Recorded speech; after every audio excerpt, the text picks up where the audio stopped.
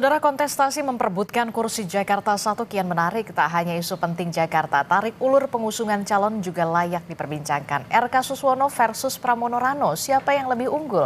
Apa saja sebenarnya faktor masing-masing partai politik akhirnya mengusung keduanya? Kita akan ulas bersama dengan sejumlah narasumber yang sudah hadir ke studio. Sudah ada peneliti Saiful Mujani Research and Consulting atau SMRC. Sudah ada Bung Saidiman Ahmad. Selamat pagi, Assalamualaikum. Selamat pagi, Mbak. Ya, kemudian juga ada melalui sambungan Zoom, ada politisi dari PDI Perjuangan, sudah ada Mas Aryo Seno Bagaskoro. Selamat pagi, Mas Seno. Pagi, Mbak Disti. Kemudian juga ada politisi Partai Golkar, sudah ada Bung Dev Laksono. Selamat pagi, Bung Dev. Selamat pagi, gimana kabarnya? Ya baik, ini kita semua terkejut ya di hari kedua kemarin gitu ya.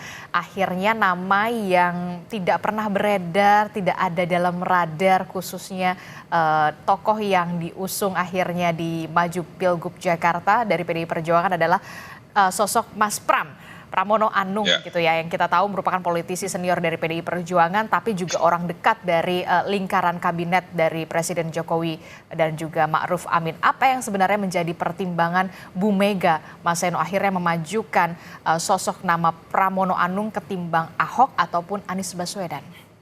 Ya, sebenarnya cukup panjang ya pertimbangan terkait dengan Jakarta dan beberapa provinsi lain. Bahkan masih ada Jawa Timur dan Jawa Barat, provinsi-provinsi yang sangat besar secara populasi, yang ini masih belum kami daftarkan ke KPU sampai hari ini. Sehingga memang daerah-daerah super prioritas seperti ini memang sengaja kami tunggu agar semua masukan dari kader dapat diolah dengan baik sebelum akhirnya sampai ke keputusan.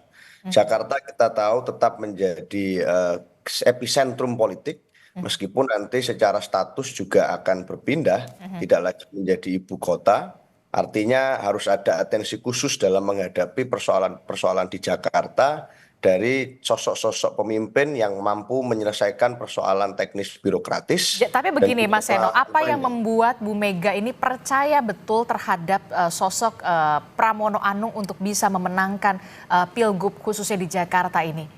Apa yang membuat Bu Mega nggak percaya dengan Mas Pram? Buat saya, Mas Pram ini hadir di partai sebagai sekjen, itu di masa yang sangat sulit pada waktu itu, di tengah konsolidasi demokrasi pasca reformasi di tahun 2000-an.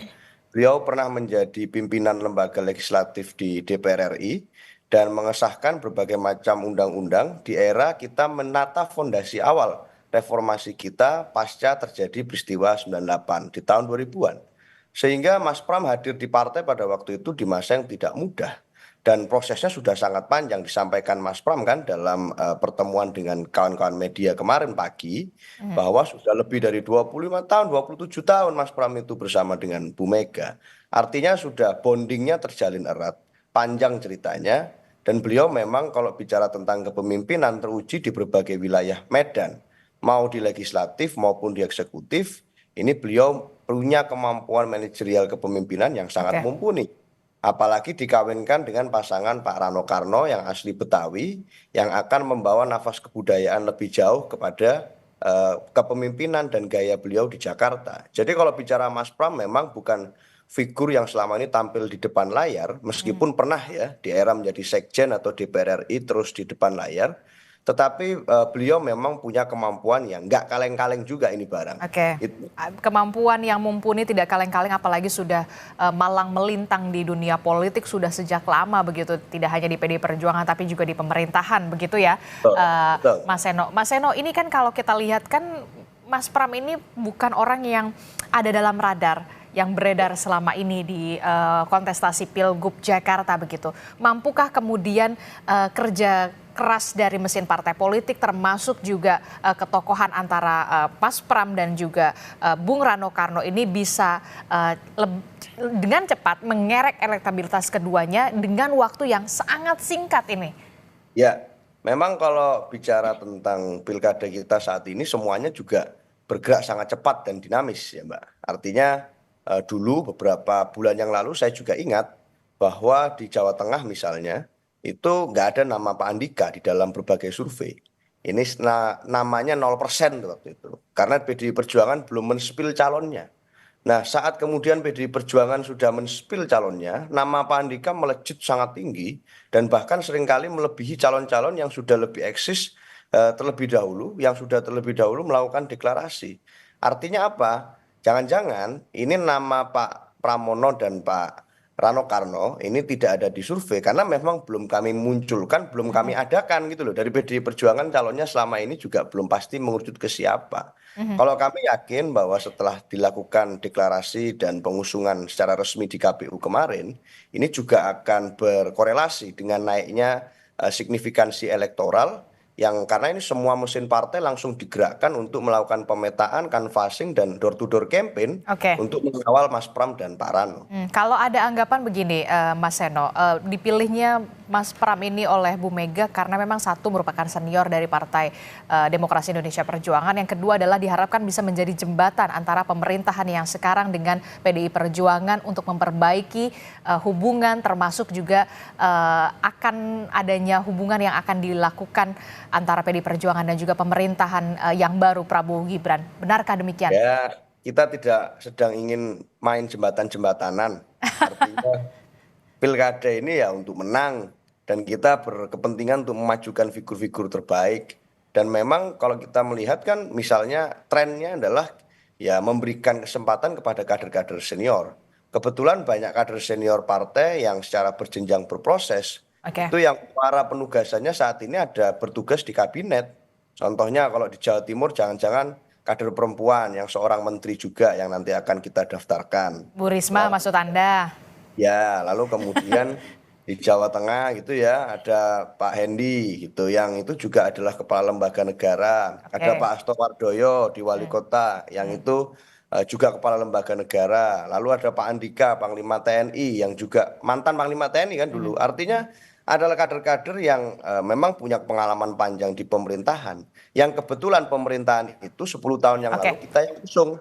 Jadi memang tahapan proses kaderisasi itu begitu. Oke, Ya, baik. tidak ada urusannya sama jembatan-jembatanan. Oke, baik. Saya ke Bung Dev. Bung Dev, menyangka nggak ternyata Ya. PDI Perjuangan mengusung nama yang tidak pernah ada dalam radar, yang beredar begitu ya, ternyata ada nama Pramono dan juga Rano Karno begitu. Anda menilai Ya. Koalisi Indonesia Maju ini merupakan lawan yang sepadan nggak untuk RK dan juga Suswono untuk bertarung bersama-sama di Pilgub Jakarta nanti, Bung Dev? Ya, kedua nama tersebut Pak Pramono dan Pak Rano Karno itu saya kenal baik, saya tahu kemampuan dan kapabilitas kedua tokoh tersebut. Itu yang tadi Pak Seno sampaikan, ini bukan tokoh kaleng-kaleng, ini memang tokoh negarawan yang tulen, yang benar-benar memahami roda pemerintahan dan juga benar-benar memahami program dan juga keberlanjutan pemerintahan ke depannya. Jadi lawan yang diberikan ini bukan lawan sembarangan dan ini kita apresiasi. Dan juga di dalam setiap kontestasi politik itu tidak boleh kita menganggap bahwa lawan itu wah ini gampang ini, wah ini jauh di bawah kita ini, atau kita menganggap juga wah aduh susah nih, berat nih, enggak, jangan. Dalam setiap kontestasi politik itu kita harus menganggap bahwa kita bisa dan kita mampu, dan ini yang menjadi pedoman juga di dalam setiap langkah kita itu untuk menentukan langkah ke depannya, dalam menentukan strategi ke depannya, dan juga sekarang yang perlu kita fokuskan itu adalah bagaimana kita ini melakukan sosialisasi secara masif dengan waktunya kan nggak panjang ya, waktunya kan sebenarnya hanya pendek, hanya sekitar 2 bulanan lah, hanya sekitar September, Oktober dan sebagian dari November sebelum kita masuk ke pemilihannya tanggal 27. Nah jadi waktu yang singkat ini sebaiknya daripada kita sibuk-sibuk menakar di luar, lebih baik kita terus mengkonsolidasi internal, terus memanfaatkan seluruh struktur yang kita miliki dan jaringan yang kita punya untuk mencapai kemenangan yang optimal tersebut. Oke, jadi jangan menganggap enteng, tapi juga jangan kemudian menganggap ini lawan terlalu berat begitu ya. Yang penting kerja keras dari mesin partai politik dan juga dari sosok ketokohannya RK dan juga Suswono. Tapi yang kemudian menjadi pertanyaan saya adalah begini, sosok RK ini kan identik sekali dengan Jawa Barat begitu, karena beliau sempat menjadi wali kota, gubernur gitu ya. Walaupun memang wakilnya ada Suswono dari PKS begitu. Tapi yang kemudian disandingkan bersama Mas Pram di koalisi sebelah begitu ya, itu adalah nama Rano Karno, sosok Rano Karno yang identik sekali dengan Jakarta. Bagaimana Anda melihat apakah ini menjadi persaingan yang sulit sekali atau bagaimana? Ya, seperti saya bilang ya, persaingan itu semua memiliki kesempatan yang sama. Sekarang tinggal bagaimana kita meyakinkan masyarakat DKI. Kalau kita ingat dulu waktu Presiden Jokowi maju di 2012 melawan Pak Foke, semua orang menganggap bahwa itu tidak mungkin, sulit. Pak Foke menggunakan semangat Betawi asli, terus pengalaman puluhan tahun, dan juga incumbent pada saat itu. Semua orang masih menganggap bahwa pasti Pak Foke akan menang dengan mudah.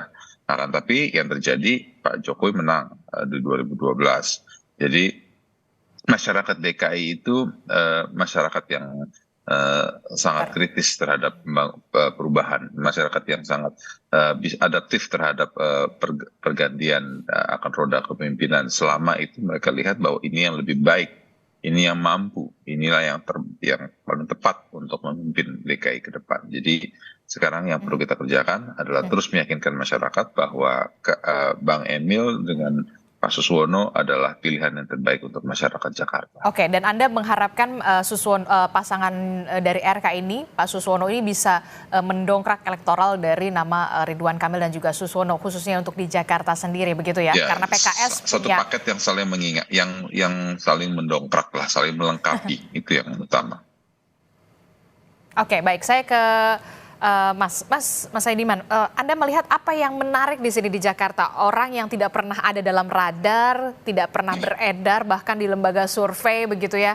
Kita tahu ada nama RK, Ahok, kemudian ada nama Anies Baswedan, begitu bahkan Anies juga sempat bertemu juga dengan Bung Rano, begitu. Akhirnya kemudian PDI Perjuangan memilih nama Pramono Anung.